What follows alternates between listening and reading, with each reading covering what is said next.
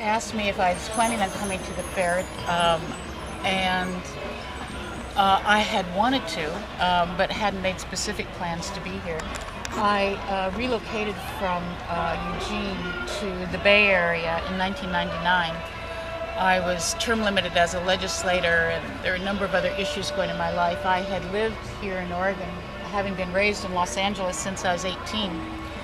And the idea of leaving Eugene and leaving the Northwest was such an outrageous concept. I couldn't even imagine what it would be like.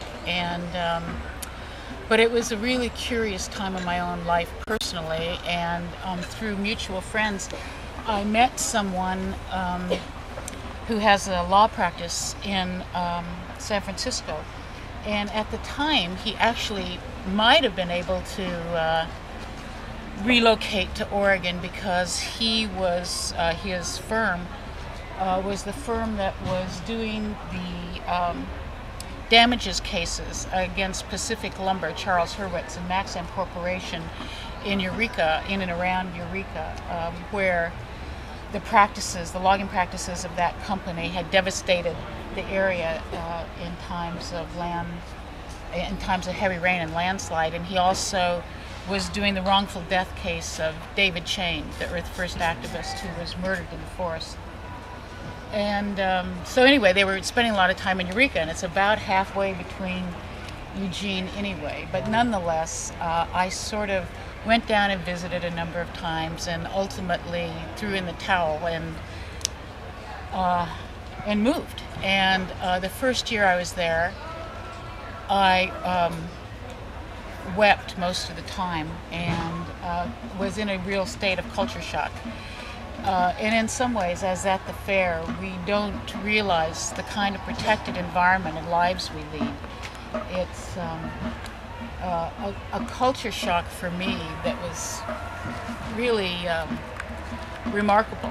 The first time, Mike, while he practices in San Francisco, he has a cottage in Berkeley. And the first time I drove from Berkeley to Oakland on a thoroughfare called San Pablo Boulevard, I'm not sure everyone's probably familiar with the area, I thought I was in a third world country. You know, and it's not as though I haven't traveled or seen other cultures and places, but it is stunning as an adjustment, and stunning in terms of diversity, and stunning in terms of what I think of as being really good things about the Bay Area. So I've slowly but surely sort of acclimated myself, and if you're interested, I'll talk a little bit about what I'm doing politically there, but and or personally. But when Robert Despain called and asked if I'd come back because they were organizing something at this fair called the Spoken Word, I was delighted to have a real reason to plan to come. And in the last month, I've been thinking a lot about the origins of the fair and why we did what we did. And in 1969, I was 22. This is the 33rd fair, so I was 21. And when you think now about how young we were and how much we did, and or if we knew people who were 21, although I was just learning about this project and thinking how great, because you're so young and it's so wonderful what they're doing here, but we would have thought that this couldn't happen, and it did. As you know, the country fair was really started as an original fundraiser for an alternative children's school called the Children's Community School in Eugene. And hi, come on in. There was a fundraiser, sort of a arts and crafts fundraiser held in Eugene, and then the second real fair was called actually a Renaissance Fair, and I'm sure that you all know or have heard that it was held on Hawkins Heights Road, and it was so pretty. Connie Epstein at the time was one of the major organizers, and there were a number of other people who did a lot of work on that fair, and we went and helped. Because my husband and I, Bill Wooten, Bill was 13 years older than me and has now died. Because we owned the coffee house downtown, it was called the Odyssey Coffee House and Theater. It was sort of a natural gathering place for alternative activity, and we had started a lot of other sort of organizations and institution out of the coffee house, and so we became involved and did a lot of work around the second fair, which was held out at Crow Road, and it was a beautiful site, and there were a lot of other people involved. In my dotage, my memory goes away, but there were a bunch of guys from Max's, who used to hang out at Max's Tavern on 13th Street, who did a lot of the light shows for the Dead and all the rock and roll concerts at the time. They were the basic organizers of the Crow Road Fair, and Bill and I did a lot of work, as did others, and it was really fun, but it was totally out of control. There was really no parking. There was too many people. It was out of hand. So after that fair, Bill and I sort of began organizing with Connie Epstein to do subsequent fairs. And it was Connie who had a friend who found this land. And as you know, it's been owned by the Aerial Photography Company. And that's why you see Arrow Road and a variety of other references from the beginning. And the first fair was here in the fall of 1970. And it was cost 50 cents to get in. And we did all of the registration from the coffee house. And the registration for the craft booze and the food booze were kept them. We did have forms that you filled out, but it was $5, and we kept them all in, you know, one of those sort of alphabetical accordion file folders, and that was about it, and gave out receipts. And the first fair extended from the main entrance to the top of the river loop and just about over to Pike Street. There's a big oak tree on Upper River Loop, and that's where the first fair ended. And the main stage has always been where it is today. When you go into the fair, you see the Odyssey information booth. That's because where the Odyssey Coffee House was, and that's where sort of basically the original first fair information booth occurred, and where all stuff about the fair happened. There were, I think at the first fair, about 50 volunteers. And we knew at the time that the concept of the fair, as it was evolving, was taking on an importance and a symbolic model that we hoped would permeate the culture. We viewed it as a microcosm of opportunity. And the driving forces of it between Bill and I had to do with beauty and with economic alternatives.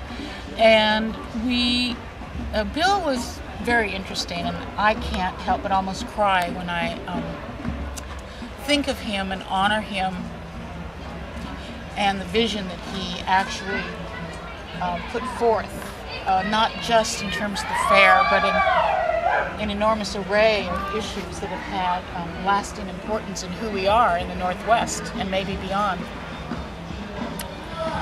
But in any event, it was based in the concept of beauty and a celebration of art and a demonstration of economic alternatives. The first Saturday market was started out of the coffee house, and we viewed the importance of handcrafted items as the underpinnings of an alternative and cottage industry that would allow us to create an economic force relative to buying of land for ourselves and for moving forward with distribution of goods. But we viewed handcrafted wares and goods as things that people bought and bartered for, as things to treasure, as opposed to being things that you simply used and discarded. And that was the operating philosophy of everything here having to be handmade and or homegrown. And the first fair too was pretty wild, because the first couple of fairs, because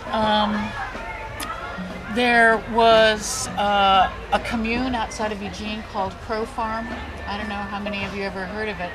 It was established by some of the very first computer scientists, and they work for an organization that still exists in Eugene called the Oregon Research Institute.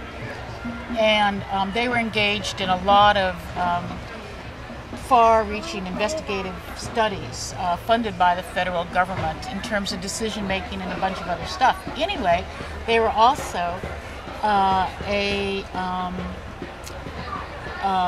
commune, and they decided to have a presence at the fair, and they operated and participated in one of the first beer gardens, along with the guy who's a lawyer in Eugene by the name of Jeff Brenner and some other folks. Well, the beer garden, I was talking about, hi Sandra, this is Sandra Bauer, who has been active with the early fairs and my closest friend. We figured out yesterday for, count it, in October, 35 years. And you may go ahead and say right now, my God, you two don't look old enough to have been friends for 35 years. Thank you, and you can do it a little louder at a later time as well. That was really nice. And Andy Constant, who's been to Sandra many years, and they have a fabulous child. And so anyway, I was just talking about the first fair on this land where there was a beer garden. And were you here for that fair? And Crow Farm was involved, and the commune, and Jeff Brenner, they operated it. Anyway, it's inside a fenced area, and it was totally out of control. That was the reason that there is today not a civilized little bistro in which you can get a glass of wine, because there was no way in which to trust people to have alcohol on these premises that they could actually consume, and at a vast rate. It was an incredibly ugly scene, and nothing that we ever wanted to have repeated. And there were tons of drugs, and we really worked hard at trying to contain drugs and drug use at a time when experimentation with drugs was, I shouldn't say at its zenith, but enormously pervasive in the culture, and certainly here. And because we wanted this to be an event in which people believed that they could be themselves, without the constraints of an external authoritarian society, a lot of people meant that there were no rules and that we didn't have obligations to take care of each other in ways that were responsible. And so the fair took a fair amount of time in terms of looking and at finding that balance. And what does it mean to be accountable to one another? What does it mean to be responsible to the public at large who was coming and supporting this fair? And what did it mean to be who we were in a new experience with one another that didn't take place any other time, any other place, in any other context except here? And Sandra and I and a number of others were, she believed that she was far more relaxed and cool than I was. And I will say that, the first 5 or 8 years of the fair, that I wasn't exactly the most pleasant person to be around. Because, as I said, we were leveraging that balance and the pendulum of, what was not only unexpected, but an environment in which we could thrive, as well as infuse a different kind of face in the world as a community, and at the same time be safe and excel at commerce and build the infrastructure of a city. So, and I think that is still a work in progress for the fair. I think that there's still a lot to be done, and a lot of things that can occur that is important, and I keep thinking about what Bill might think or do if he were still with the fair today. I've seen videotapes of Bill and I back here for the 20th anniversary of the fair, and Ken and Bill and I spoke at that event, and it's now in its 33rd year. Bill died in 1995, Sandra, and we were with him when he died. And I know that Bill would want some different things for the fair than what it is today, and I do too. It's beautiful, and it is really probably a unique event on the planet. There are other festivals and ritual celebrations that go on in cultures throughout the world that are as interesting and unique in their own right as this one. And we are becoming a cultural ritual, and this event is an icon in and of itself. But the fair as an entity, and we as individuals, have a much greater obligation than making this the most and best event it can be of its nature in terms of its ongoing evolution. And I think that the fair has evolved in a lot of ways that are good. Certainly in terms of its organization, although Sandra and I were standing out in the hot sun as really old people yesterday waiting to get our staff wristbands, and you know, it struck me, there's power in this property now. When we started, we had no power, no access to water, nothing. It was raw land, and we really had to make it up from scratch. We really had no resources here, and literally everything came in and nothing stayed from fair to fair for the first 5 years. Maybe by the 5th year, Sandra, we had a main camp established, and we were storing some stuff here, but not much.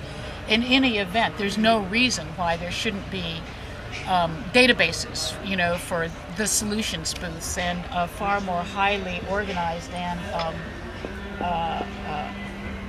accessible system by computer on the site. But that was just because I was whining at the time. The real issues that I think are important relative to the fair today are the way the fair as an entity, as an important entity, as a major organization in the scheme of things, needs to behave and or operate at times other than when the fair is happening. And it takes an enormous amount of work and time in effectively a very large community council to maintain and manage the fair on a year-round basis. But this fair needs to have a far more aggressive political presence, and it needs to have a far more significant role in cultivating public policy, and it needs to have a far more aggressive plan to influence the world at large with what was started here and has gone forward in the last 33 years. And there's a lot that can and should be done. And I would encourage the fair to take on a role to do not just, gee, wouldn't it be great to have a spoken word theme at this one fair, but years ago, Bill and I and other organizers of the fair found it extremely important. We had candidates forums at this fair. We had candidates for governor of the state of Oregon, forcing them, because we presented ourselves as a political force at the time, to come out here and go to Shady Grove or the main stage and tell 20,000 people why he or she should be the next governor of the state of Oregon, or why he or she should be the next Lane County Commissioner. Oh yeah? So what are you going to do with Forest Service money to improve the lands and access to the fair? And when are you going to stop charging us in a discriminatory way for so-called safety services? And when are you going to stop having unlimited access to the fair to bust anybody you want to? And or a whole variety of policy issues that are really significant, not only to the fair, but as an environmental agenda. This organization should be in the halls of the state legislature. And having been a legislator for a long time, you know, there isn't a strong and well-perceived environmental lobby. if nothing else, this fair with its assets should be contributing to the environmental lobbies in Oregon and potentially elsewhere. You should have year-round, not just at the fair, a much more intense presence in terms of public policy and philosophical discussions and candidates that are putting forth why they should be accountable to the people of this fair. There should be a year-long series of speakers and forums throughout Oregon that can and should be organized and paid for by this fair. And there are sure a variety of other ways in which you can influence the outcomes of who we are aside from what happens, and very significantly, and I'm not trying to underestimate the importance and power of this time in this place, but we have got to move forward with a much broader agenda. And so anyway, with all of those thoughts, I think I'll stop and ask people to participate in the conversation, and particularly of Sandra and I, and how we did what we did. Sandra and I and our friend Nancy Albro, who may be here today, and our friend Mary Kay Liebig, who's out here for this fair, we had multiple hats in the early years, and sometimes we were quality control people, and we would really try and gently and elegantly teach people how to do nice booths, and if we didn't like it and they refused to cooperate, we'd go and take it apart and make them do it again. And we're always trying to impose a kind of natural, shall we say, design review of what occurred in the fair. And we made a lot of mistakes. If we were going to plan this site from the beginning again, I think it would be done a lot differently.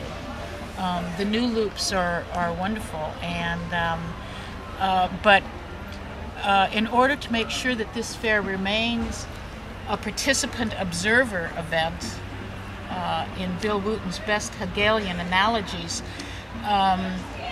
you know, 13th, the main stage run, really is difficult for people to engage with one another as a fair participant and as someone who comes to the fair. And so anyway, I think that a lot of good things are happening, and this is a great space right here. But more of this needs to occur, and a lot of things have gotten better from times, I don't know, maybe Sandra in the mid-'80s when the fair really was dense and it really needed to expand, and there really needed to be many more spaces in which people could interact instead of appearing to be on a conveyor belt, you know, and so crowded that there really was no chance of any real interaction. Yeah? Cynthia, do you think that the fair's not getting into activism on a state or national level might be related to, I've seen a lot of nonprofits shy away from activism because there's, we lose our nonprofit status, even if they're not getting a lot of benefits from the status. Well, they do. You know, and what's interesting about the fair, as compared to other nonprofits and actually other nonprofit events, is that this fair has never had a corporate sponsor, and this fair has never sought any form of grant funding or financing. It has always been an entrepreneurial event and leveraged that to assets of 400 acres and probably liquid assets of at least $3 million. And because of our friend Jill Hyman, you know, there's a foundation and a vision fund that is supposed to be doing some of what we're talking about, or could be doing more, I think, in that regard. And Jill would certainly want it that way. And we miss her. But I wanted to answer your question about tax status. And that is that the law is that as a nonprofit, as a 501c3, you can use up to 20% of your actual resources for effectively direct political action, either lobbying or campaign contributions or direct political expenditure, without even being questioned about your tax status. But there's absolutely no reason in the world why the fair shouldn't have its own political action committee and or some other status. I mean, there are lots of ways in which you can have quasi-nonprofits that do have a different kind of membership status that aren't subject to the same kind of reporting law. And so there are a bunch of ways to do it, and it could be done easily. Does the consensus process perhaps make it harder to unify and say this is the one thing to push on, or this is where to spend our resources this year? The people who are sometimes naturally attracted to the fair and who may have been involved for a long time from the outset are not necessarily and predisposed to being political people. I would say that Bill and I and Jill and to some degree Sandra and some of the very early fair people, even among White Bird Clinic, we used to take the basic crew leaders of the fair and significant others and have Bill and Sandra and I live together and have all of those meetings in the living room of our house. And for the most part, those were more political times than they are today. And I think that people have full lives, that they do a lot of different things. And while the management of the fair, because it's pretty big and there's a lot of stuff to do, takes a lot of time, and there's not a contingent of really political people who see the importance of a seamless presence for this organization in the larger world. 20 years ago, as a Eugene City Councilor, I initiated the Eugene Celebration as a different kind of event, an event of urban social reconciliation. And this fair has retained its insular and wonderful qualities, but it is not a fair of reconciliation. It is not a fair and an event or a presence that goes into the world, such as the Eugene Celebration is designed to do, although along the lines of the same importance of beauty and love and equanimity and joy. This tea palace, though, is some of that. Absolutely. Although a friend of mine was saying they would never go into his neighborhood. I don't know if that's true. They would never what? Go into his neighborhood. It was probably a little scary to them. I don't know if that's true. What do you mean? He was just saying he lives in Portland, for example, and he was saying his neighborhood probably wouldn't have tea things. But I may be wrong. He just said they hadn't had meetings. Speaking of going out, but I mean, I think that's sort of exciting about the mobile. Yeah, no, it's wonderful. Engaging people right where they are, bringing a little bit of that. I'm sorry, did you have a question? Oh, You want to say something? Hi, what's your name? We're sort of introducing ourselves since there's so few of us. Sorry. My name's Katrina. Katrina? Uh-huh. Hi. So I'm sorry I missed a lot of what you were talking about. It wasn't much, but But you were talking about like different workshops and things that the fair can be doing, like along, and in a very significant way. Are you familiar with the Culture Jam Summer Camp that's coming up? It's a week-long. Yes, I think that's terrific. Here. Yeah. No, it's wonderful. And I think the other thing that I've commented to Sandra about just yesterday and is great to observe, you go to a lot of events and or talks and or whatever, and particularly now since I'm in the Bay Area, but even here in the Northwest and in Oregon, and there are very few people there under 50. It's as if we who did a lot in the 60s and during the context of the Cultural Revolution, so to speak, are the only ones still out there. And here there's so many beautiful and gorgeous younger people. Part of that has to do with the generational nature of the fair itself and the kids of original fair people and or booth people and so on and so forth. But I couldn't be more thrilled to see that happening here.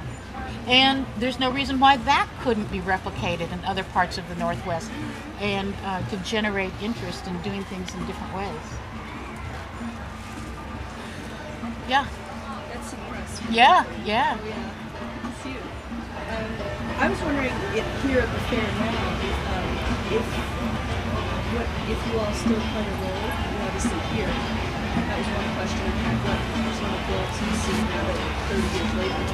And the other was whether the craftspeople, the craftspeople, are they predominantly the people who are also the volunteers running this through here, or is it kind of another subset of people who love the event and kind of thing? That's yours, Sandy. I think that the craftspeople do some of the actual work on the fair, but mostly not. It's mostly a separate group. And each of those groups has become their own almost cult. People they work on the recycling crew, and they've done it for 25 years. And and they had meetings all winter long on how to make recycling better, and that's one of the things that's given this fair, really improving the environment and the changes that have been made out here. I mean, we didn't recycle in the beginning. We were lucky to pick the garbage up. That's not true. I was always picking up garbage. I know, and it was a good thing. And we always had 3 barrels. That's right. Come on. I know, and and it's a lot. It was thousands of people. So if we really wanted to, we could recycle this fair. Now it's almost completely recycled fair. It's amazing that something of this size could do that. And when you set the standard like that, then. Although it's pretty interesting. It's a model for other special events, in the extreme in that regard.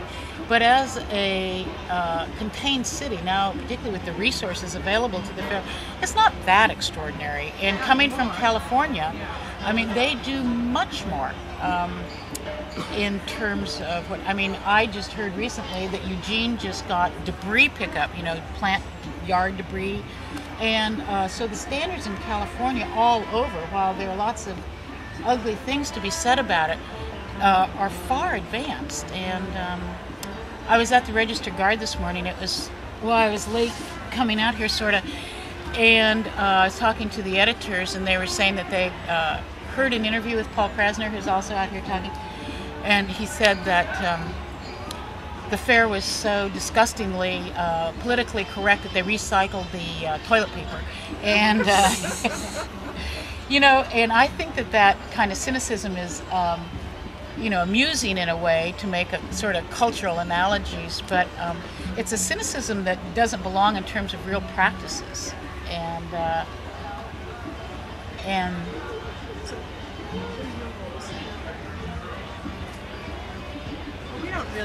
we don't have this, I've been coming to the fair every year, and I have a little job because I like to contribute still and do something to earn my keep, but we don't do any of the organizing anymore. Whether we do talk to all the people who do the organizing, there's that kind of, it's a different. What's interesting, there are very few of the original fair group. There's some, I guess, but we don't live here anymore. I mean, I did for years, and I stopped sort of co-managing the fair, I think, in 1978. And so for a time I would come out and have little jobs, but basically sort of talk to people about how things were done. But it was a very sort of difficult situation because,